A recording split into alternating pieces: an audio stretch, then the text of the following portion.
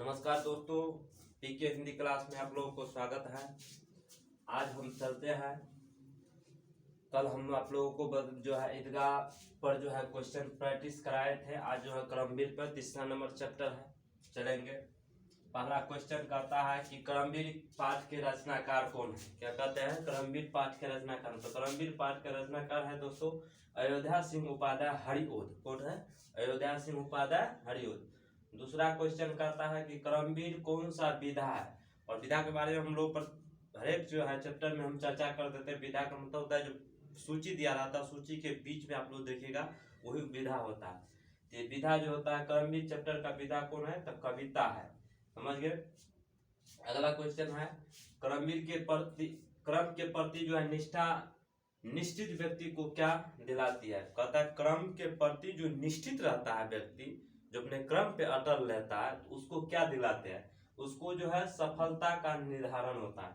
उससे ही सफलता का निर्धारण होता है। सही बात है कि हम अपने क्रम पर अटल रहेंगे तो जरूर हमारा सफलता उस पर निर्धारित है, मिलेगा ही। ये ध्यान रखिएगा। यहाँ अगला क्वेश्चन है दोस्तों, बाधाएं व्यक्ति में क्या दिलाता है। सही बात है कि जो बाधाएं जो होता है तो उससे हम लोग को डरना नहीं चाहिए, क्योंकि उसमें नया चीज सीखने की जो है प्रेरणा मिलती है। कोई चीज ऐसा नया चीज निखारने की बात हो जाती है, उसी को कहते हैं बाधा। और बाधा जब आएगी तो सही रहता है कि नई चीज सीखने को मिलेगा। तो बाधा जब व्यक्ति को जो है क्या दिलाता है, तो बाधा व्यक्ति को निखारने का कार्य करता है। मतलब एक नई चीज दिखाने का और निखारने का काम करता है। अगला क्वेश्चन है क्रमवीर शीर्षक कविता किस भाषा में लिखी है। अब क्रमवीर जो हम लोग पढ़ रहे थे, ये लिखी गई भाषा जो है वो कौन सी भाषा में लिखी गई क्रमवीर शीर्षक कविता। ये क्रमवीर शीर्षक कविता जो है दोस्तों, ये जो है खड़ी हिंदी में लिखी गई। किस में लिखी गई है? खड़ी हिंदी में। अगला क्वेश्चन है क्रमवीर अपना आदर्श किसको मानते हैं। देखिए सही बात है कि सभी के अपने जीवन में एक आदर्श होते हैं। जैसे क्रमवीर व्यक्ति का सबसे बड़ा आदर्श होता है वो होता है महात्मा गांधी। कौन होता है? महात्मा गांधी। आप लोग देखेंगे महात्मा गांधी के बारे में आप लोग जानते होंगे कि महात्मा गांधी जो है एक बहुत बड़े अहिंसक व्यक्ति थे। वो अहिंसा के बल पे देश को आजाद कराने में लगे थे। क्यों? क्योंकि वो क्रमवीर थे, अपने कामों को जानते थे, समझते थे कि वो क्रम करेंगे ऐसे कि जो है अहिंसा के बल पे हम जीते। और सही बात है, ये क्रम के प्रति जो है निष्ठापूर्ण दिखाया और महात्मा गांधी को आदर्श मानते हैं। अगला क्वेश्चन कहता है कि परिश्रम के द्वारा मनोवांछित लक्ष्य कौन प्राप्त करता है। आप देखिए परिश्रम के द्वारा मनोवांछित जो लक्ष्य हमें लगते रहता है सबको जो प्राप्त नहीं होगा, वो लक्ष्य है जो परिश्रम के द्वारा जो मनोवांछित लक्ष्य जो है कौन प्राप्त कर लेता है। जो कह रहा है क्वेश्चन, तो वही प्राप्त कर लेता है जो लक्ष्य हमको लगता है नहीं हो सकता हमसे, हम लोग उसमें लगे हुए हैं। तो जो उसका क्रम सही रहेगा, जो क्रम के प्रति निश्चित होकर के मनोवांछित करके जो करेगा, तो जरूर उसको जो है सफलता मिल जाएगी। इस क्रम के प्रति जो मनोवांछित लक्ष्य कौन प्राप्त करता है? तो क्रमवीर। जो क्रमवीर रहता है वही प्राप्त करते हैं। अगला क्वेश्चन यहाँ है, कहता है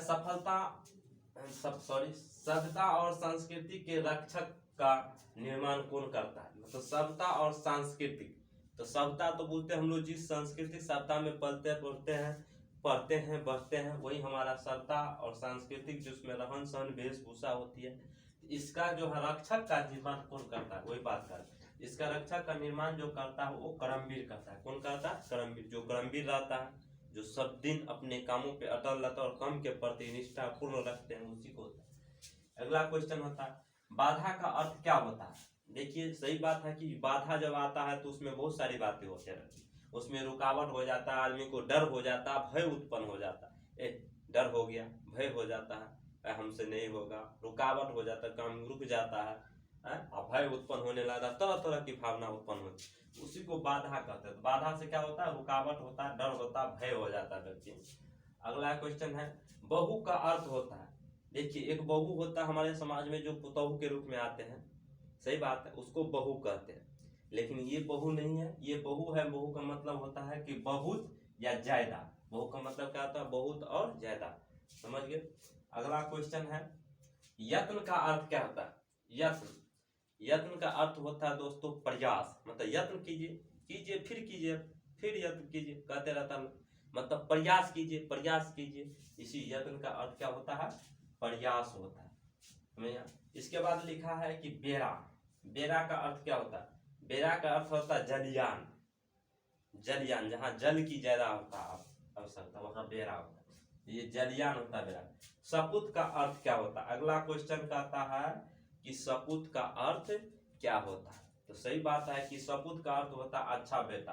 अगर आप अच्छे बेटे नहीं बन सकते हैं तो बुरे बेटे भी नहीं बनिए। किसी को बुरे काम में दखल भी नहीं दीजिए, साथ भी नहीं दीजिए, उससे भी कहता है अच्छा बेटा कहा जाता है।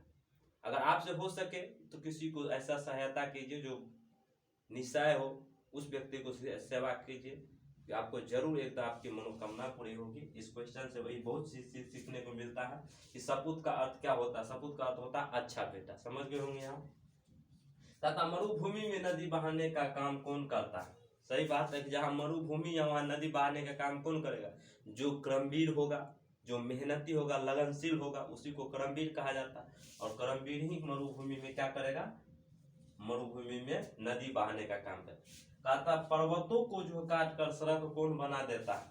सही बात है कि हाल ही में एक आप लोग सुने होंगे समाचार में कि एक व्यक्ति था, उसका नाम तो हम नहीं जान पा रहे हैं, लेकिन वो जो है पत्थर को जो है काट काट के सड़क को जो है निर्माण किया था, एक बूढ़े व्यक्ति।